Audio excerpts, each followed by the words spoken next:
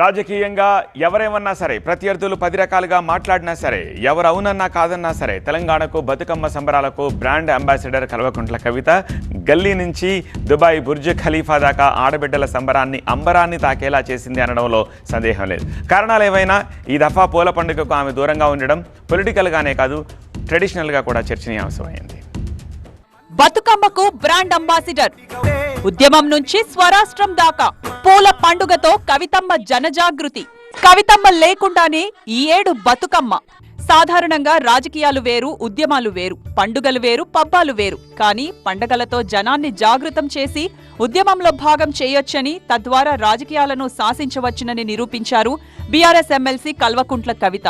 అయితే ఆవిడొచ్చాకే బతుకమ్మ వచ్చిందా, ఆవిడ ఆడితేనే అది బతుకమ్మ అయ్యిందా అంటూ రాజకీయ ప్రత్యర్థులు గిట్టని వారు ఎన్నైనా అనొచ్చుగాక, మరెన్నైనా విమర్శలు చేయొచ్చుగాక. కానీ ఉవ్వెత్తున ఎగిసిన ఉద్యమం నుంచి స్వరాష్ట్ర సాధన వరకు పూల పండుగను అడుగడుగునా ప్రజా విప్లవంలో భాగస్వామ్యం చేసిన ఘనత మాత్రం కల్వకుంట్ల కవితకు దక్కుతుందనడంలో ఎలాంటి సందేహం లేదు. కానీ కారణాలేమైనా ఈ దఫా బతుకమ్మ సంబరాల్లో పాల్గొనే పరిస్థితుల్లో కవితమ్మ లేకపోవడం బీఆర్ఎస్ జాగృతి కార్యకర్తలనే కాదు, సాటి ఆడపడుచులను కాసింత ఆవేదనకు గురిచేస్తోంది. తండ్రి కేసీఆర్ తెలంగాణ జెండాను భుజానికి ఎత్తుకుంటే జనజాగృతం కోసం జాగృతిని స్థాపించిన కవిత తెలంగాణ ఆడపడుచుగా ఇక్కడి ఆడబిడ్డల పూల పండుగను తన పోరాటానికి వేదికగా చేసుకున్నారు. నేటి తరం మరిచిపోయిన బతుకమ్మకు 14 ఏళ్ల ఉద్యమం కాలంలో మరోసారి జీవం పోశారు కవిత. ఊరూరా తిరుగుతూ ఆడబిడ్డలతో కలిసి బతుకమ్మ ఆడుతూ తెలంగాణకే సొంతమైన పూల పండుగను మరోసారి వెలుగులీనేలా చేశారు.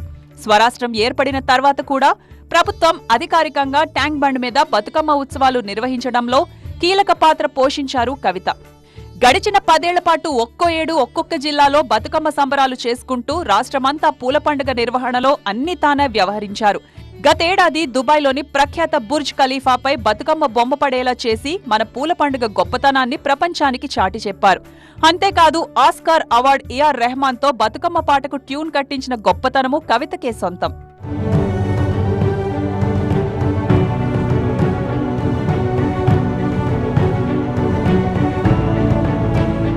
బతుకమ్మ అంటే కవితమ్మ, కవితమ్మ అంటే బతుకమ్మ అనేలా ఆడపడుచుల పండుగకు బ్రాండ్ అంబాసిడర్ గా నిలిచిన కల్వకుంట్ల కవితను రాజకీయంగా ఎదురైన ఆటంకాలు ఈసారి వేడుకలకు దూరం చేశాయనే చెప్పాలి. ఢిల్లీ లిక్కర్ స్కామ్ లో అరెస్టై 6 నెలలకు పైగా తీహార్ జైల్లో గడిపిన కవిత ఇటీవలే బెయిల్పై విడుదలయ్యారు. అయితే ఆ వెంటనే ఆమెను పలు అనారోగ్య సమస్యలు చుట్టుముట్టడంతో ఆసుపత్రిలో చేరనున్నట్లు వార్తలొచ్చాయి. మరోవైపు తెలంగాణలో ఎంగిలిపూల బతుకమ్మతో వేడుకలు మొదలయ్యాయి. మరి రాష్ట్రానికే పెద్ద ఆడపడుచులా సందడి చేసే కవితమ్మ ఎక్కడా అని ఆవేదనతో అడుగుతున్నారు ఆడబిడ్డలు, ఆమె అభిమానులు. ఈసారికి కవితమ్మ లేని బతుకమ్మ అంటూ ఆవేదన వ్యక్తం చేస్తున్నారు జాగృతి కార్యకర్తలు. ఆరోగ్యం సహకరించి కనీసం సద్దుల బతుకమ్మ సంబరాల్లోనైనా ఆమె పాల్గొనాలని ఆశిస్తున్నారు.